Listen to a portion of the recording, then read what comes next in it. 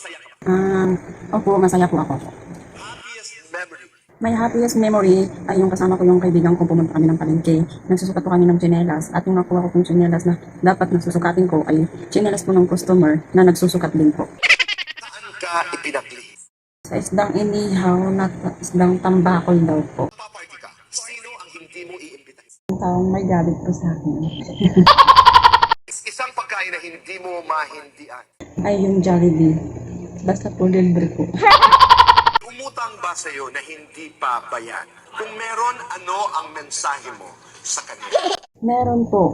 Ang masasabi ko lang po sa kanya ay huwag kang mangungutang kung wala ka namang pambayad. Tuwing kailan ka pinakamabait?